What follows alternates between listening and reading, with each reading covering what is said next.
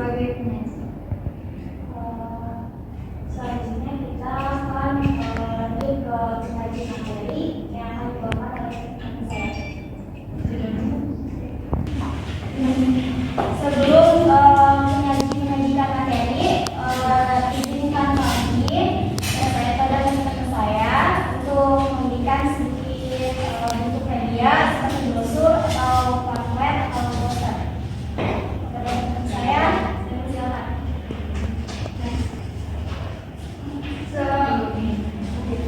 Sebelumnya di sini ada yang tahu nggak sih apa itu dislokasi? Nggak tahu. Oke, next. Jadi di sini itu adalah dislokasi itu merupakan kondisi ketika tulang di sendi bergeser atau keluar dari posisi normalnya. Di sini saya bagiin dulu ya brosurnya, jadi kalian bisa sambil baca.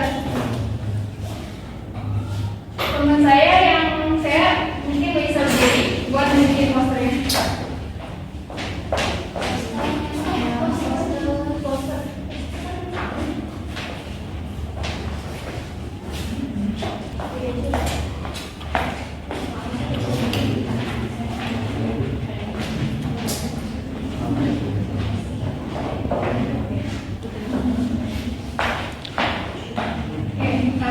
Jadi contohnya kayak gini ya. Kalau di normal gitu tuh sebenarnya kayak gini, dia nyatu. Nah kalau misalnya dislokasi itu dia bergeser. Jadi dari tulang yang sebenarnya dia nempel, terus jadi dia bergeser entah ke atas atau ke bawah gitu. Next, di sini ada penyebab dislokasi. Yang pertama ada cedera kepala, trauma yang tidak berhubungan dengan olahraga, terjatuh atau patofisiologis. Di sini ada yang pernah kayak salah satu di antaranya? Ada nggak? Kayak misalnya cowok olahraga gitu? Enggak ya? Oke, next. Sini tanda dari gejala dislokasi. Yang pertama ada perubahan kontur sendi.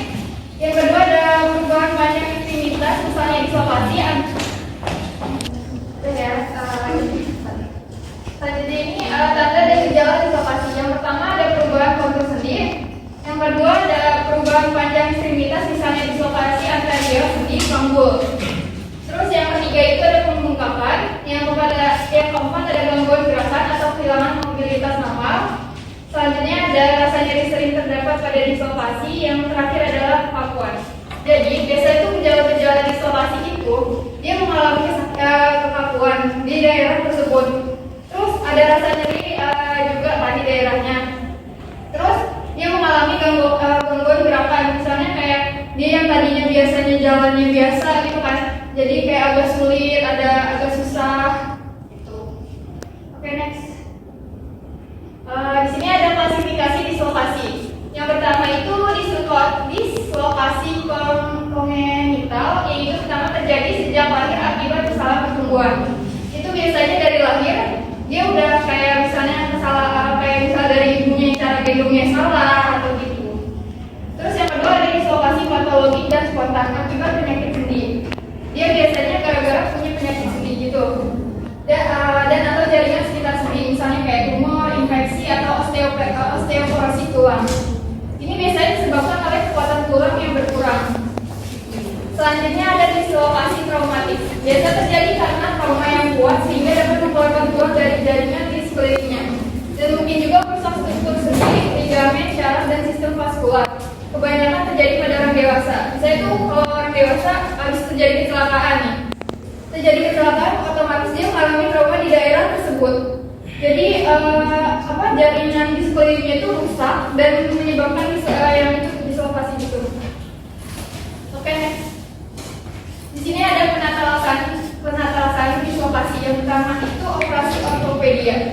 Yang kedua ada obat-obatan. Selanjutnya ini lanjutnya itu cara menangani gimana pada pertolongan pertama pada dislokasi. Yang pertama itu ada rest. Kita mengistirahatkan bagian tubuh yang cedera tujuannya untuk mencegah cedera lebih lanjut dan membantu proses penyembuhan luka. Rest itu kita memberikan istirahat pada bagian luka tersebut, jadi kita lurusin. Yang kedua ada kompresi, pemberian penekanan pada jaringan yang mengalami cedera. Jadi ada di daerah luka di daerah tersebut kita tekan. Terus selanjutnya ada ice, memberi efek dingin untuk membantu menurunkan suhu di sekitar jaringan. dengan air dingin. Kenapa dengan air dingin? Tujuannya itu biar tidak ada pelupakan di pembuluh darahnya. Selanjutnya elevasi, meninggikan bagian yang mengalami cedera melebihi ketinggian jantung sehingga dapat membantu mendorong cairan keluar dari daerah tersebut. Jadi kita tuh misalnya ada luka nih di daerah dengkul ini kan. Nah, jadi kita jangan letusin, kita harus ditinggiin ya lokasinya. Jadi nggak boleh setara, biar peredaran darahnya lancar. Next. Selanjutnya ada pencegahan dislokasi. Yang pertama, di sini ada yang mau bertanya atau masih bingung? Jadi kalau misalkan kita mau sebutin nama, nama saya Maulana Madania, saya dari kelas 1 kelas 5. Saya mau bertanya, jika kalau misalkan kita mengalami dislokasi, nah tapi itu kita nggak langsung ke dokter Kak, tapi kita langsung kayak bawa ke tempat pengobatan tradisional. Itu menurut medis gimana Kak? Saya di sini Cecilia dan teman saya Nabila akan menjawab pertanyaan nomor 1 ya. Pertanyaan yang pertama itu, jika mengalami dislokasi langsung ke pengobatan alternatif menurut bisa kayak gimana? Itu ya. Kita mau jawab ya. Jadi ini kan tentang pergeseran sendi ya, yang tadinya sebenarnya lurus, nempel, tiba-tiba bengkok atau keluar dari tulangnya.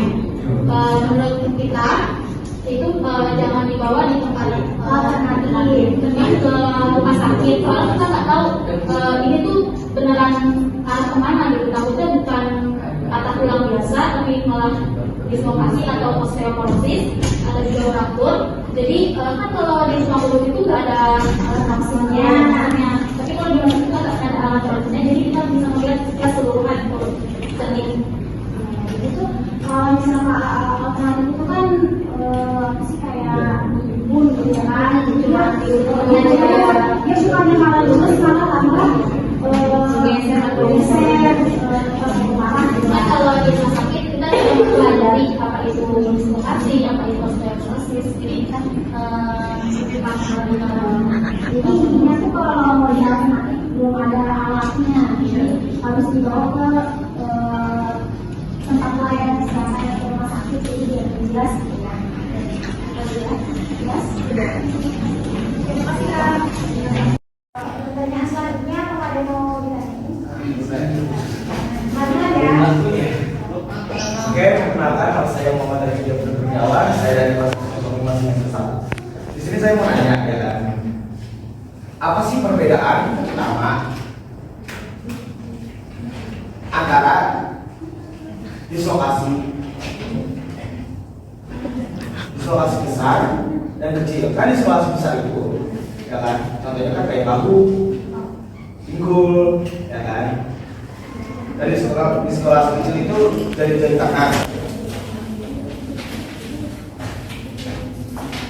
Ya. Jadi kamu bertanya tentang Enggak. Dan bagaimana hal ini mempengaruhi tentang terapeutik? Jangan ketawa. Mempengaruhi dengan terapeutik ini.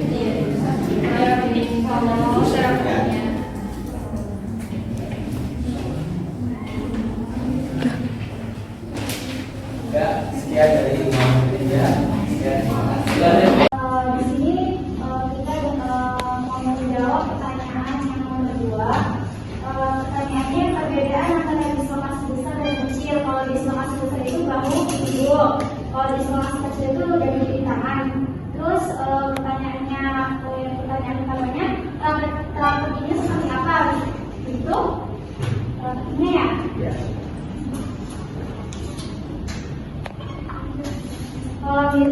Ini menurut saya pribadi ya, kalau misalnya ada kekurangan, mohon dimaklumi ya. Kalau dislokasi besar itu kan di bagian bahu, pinggul gitu ya, lengan gitu. Itu harus ada tindakan operasi langsung. Soalnya bisa takutnya dislokasi itu tambah malah gitu kan. Kalau misalnya dislokasi kecil ini juga jangan menyepelekan, ini harus dibawa langsung dibawa ke medis, harus dibawa juga. usaha dislokasi kecil itu. Sedikit nambahin ya, kalau dislokasi kecil sebenarnya tadi kan sudah yang saya kasih tahu kan, penolongan pertama computerized, pakai di kompres atau ini kan. Nah kalau misalnya terjadi kecelakaan di jam raya, itu belum ada paramedisnya ya. Nah otomatis kan kita harus tahu penolongan pertama yang kepada para pasien itu apa. Jadi yang tadi aja kayak pakai lens yang diuji baginya, tapi harus lebih tinggi, terus dikompres pakai air es batu. Ya, nanti jadi indikatornya yang kalau dari ngelakuin yang pertama langsung ke ambulans dulu, kemudian nanti dislokasinya. Terima kasih ya. Baik, terima kasih adik-adik semester 1. Terima kasih Ibu Gita. Mohon maaf kami meminta waktunya sebentar. Semoga pertemuan dari kami bisa bermanfaat untuk adik-adik, ilmunya bermanfaat untuk adik-adik. Kurang lebihnya mohon maaf dari kami. Assalamualaikum warahmatullahi wabarakatuh. Waalaikumsalam.